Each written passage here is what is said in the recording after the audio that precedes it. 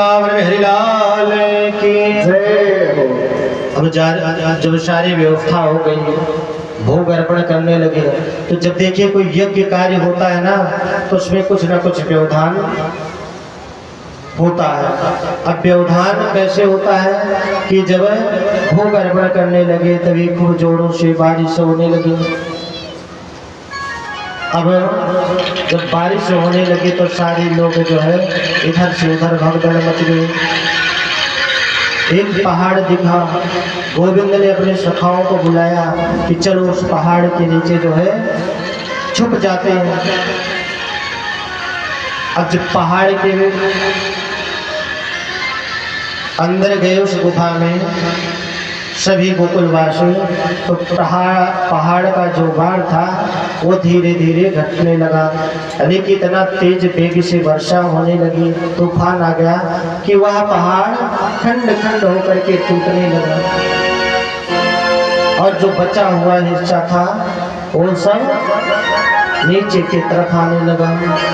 अब सभी लोग अरे कन्हैया बचाओ बचाओ।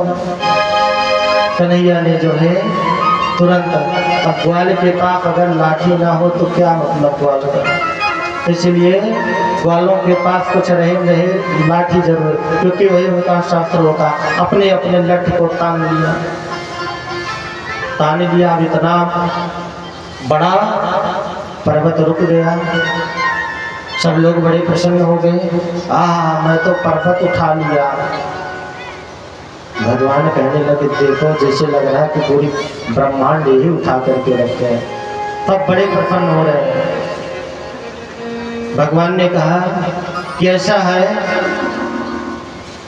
कि मैं देख रहा हूं कि इतनी हलचल कहां से हो रही है, इतने मेघ वर्ण क्यों हो रहे हैं, जरा संभालो तो। अब भाई उसमें एक से एक बलवान अपने आप को मानने वाले हैं, कोई कमजोर नहीं है और कन्हैया से तो बिल्कुल कमजोर नहीं है। एक सखा उसमें से बोला कि मुझे कमजोर समझते हो, अरे तुम सब चले जाओ, मैं अकेले इस पर्वत को रोक रखूंगा, अगर देखने की इच्छा हो तो सब चले जाओ। भगवान बोले वाह क्या बात है। भगवान ने कहा कन्हैया लाल ना ना ना सब नहीं, इसके कहने मत आना, सब नहीं, मैं अकेला जाता हूँ। भगवान कहे अब उसी में से एक सखा कन्हैया के ऊपर बड़ा विश्वास रख, ना कन्हैया तू नहीं जाएगा, तू अपना लठ टेके रख, अगर तू चला गया तो समझो फिर गोविंदाय नमो नमः। उसी में एक सखा कहता है कि क्या मुझे कमजोर समझते हो, कन्हैया को तुम पहचानते हो, अभी मेरे बल को नहीं देखे। कन्हैया कहे अच्छा। कन्हैया कहे ठीक है, अगर तुम इतना बलवान हो तो लो मैं अपने लठ को हटा ही लेता हूँ। लठ को छोड़ दिया भगवान ने, जैसे लठ को छोड़ा तैसे पहाड़ नीचे की तरफ, बचाओ कन्हैया बचाओ कन्हैया बचाओ कन्हैया। भगवान ने जो है अपनी कनिष्ठा मुनि से फिर से पहाड़ को रोक दिया। सारे गोकुलवासी उस गुफा से बाहर निकल आए। अब जब देख रहे तरफ कन्हैया की तरफ, तो सारे गोकुलवासी देख करके कन्हैया को नमन वंदन करने लगे कि कन्हैया अब तक मैं जय जय को नहीं पहचान पा रहा था, मेरा जय जय तो तू ही है। और भगवान का वंदन करने लगे। भगवान कन्हैया ने सबकी रक्षा की और रक्षा के महांधकार को श्री गोवर्धन जी महाराज के नाम से जाना गया, क्योंकि भगवान ही उस रूप में वहां विराजमान है। भगवान की महिमा देखिए। इधर जब इंद्र को पता चला कि कन्हैया ने गोवर्धन की पूजा करा दी, जय जय, सब लोग उनको मानने लगे। अब तो मेरा कर कोई नहीं देता, मुझे कोई मानने को तैयार नहीं, तो अब मैं गोकुल को ही नष्ट कर दूंगा। अब मैं पूरे मथुरा वासियों को सबक सिखा करके रहूंगा। इंद्र घनघोर वर्षा करने लगे, रात्रि में बादल गड़गड़ाने लगे, बिजली चमकने लगी, तूफान ऐसा आया कि जैसे मानो पढ़ रहा था कि अब कोई वृक्ष नहीं बचेंगे। घनघोर वर्षा से यमुना जी बढ़ गई। अब लोग त्राही त्राही करने लगे। कि कन्हैया तो कहा था कि जय जय रक्षा करेंगे। अरे अपने जय जय को बुला, नहीं तो इंद्र हमको छोड़ने वाला नहीं। आज तो हमारी नैया डूब जाएगी।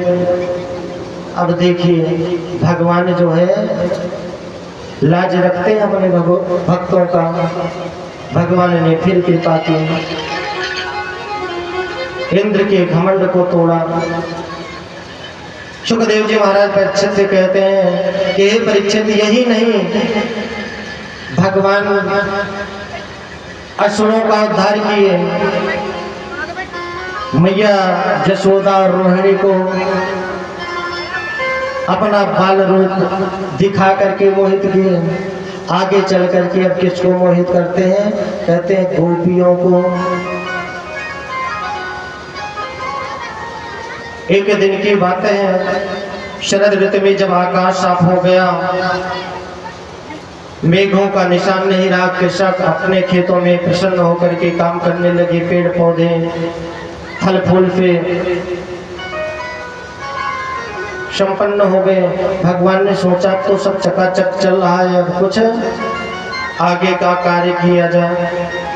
भगवान गाय चराते हैं और वही बंशी बजाते हैं। भगवान के मधुर बंशी को सुन करके जो गोपियां हैं वो अपने आप को रोक नहीं पाती।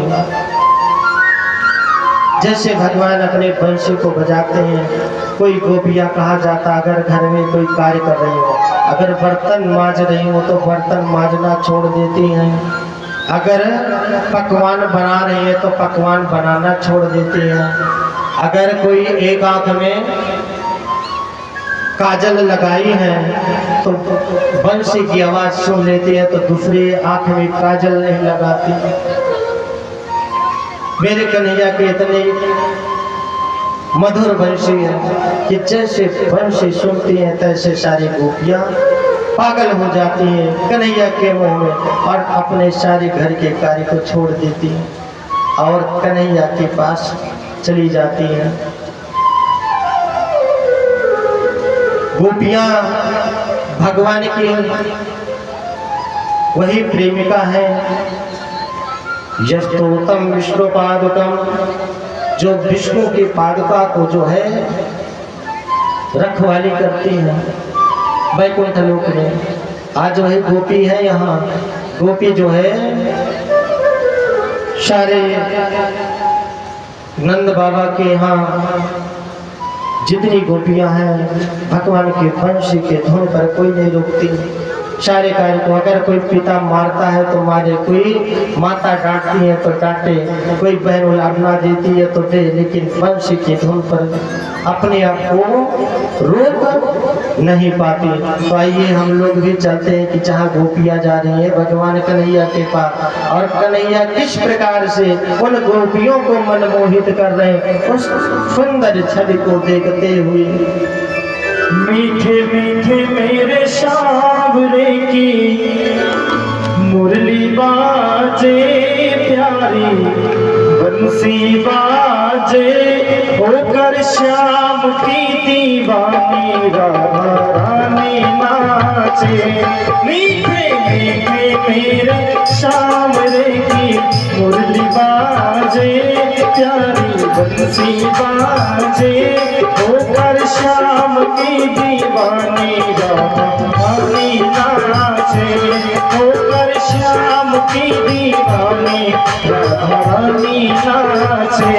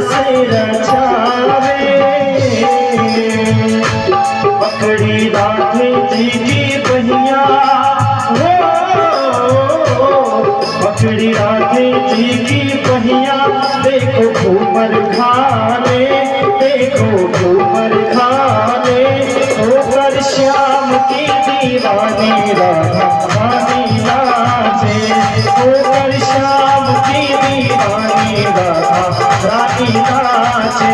मीठे मीठे मेरे श्याम रे की बोली बाजे, प्यारी बंसी होकर श्याम की दीवानी राधा रानी नाचे, होकर श्याम की दीवानी राधा रानी नाचे।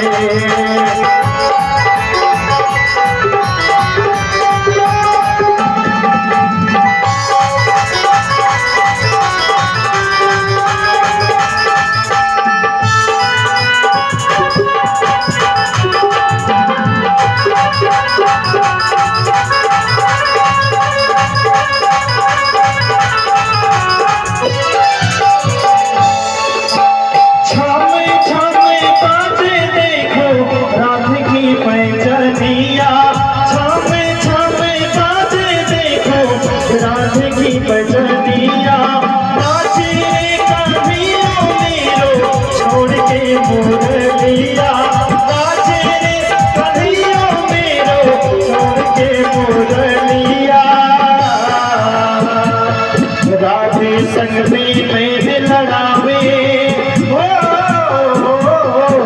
राधे संग में मैं लड़ावे, नाच सागे सागे। और चाहेंगे हमारे कृष्ण जी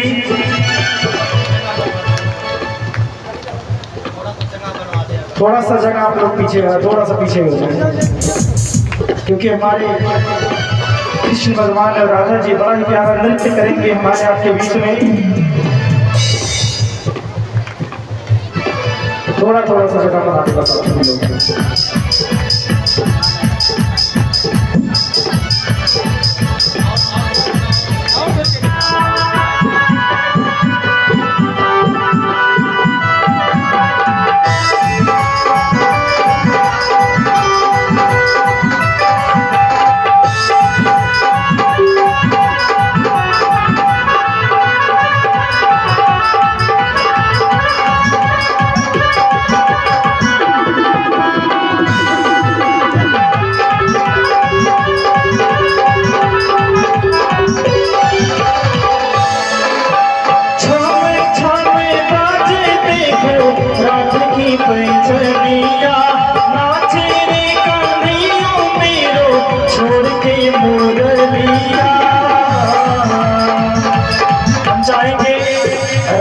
कृष्ण जी एक प्यारा सा नृत्य जरूर कर दें।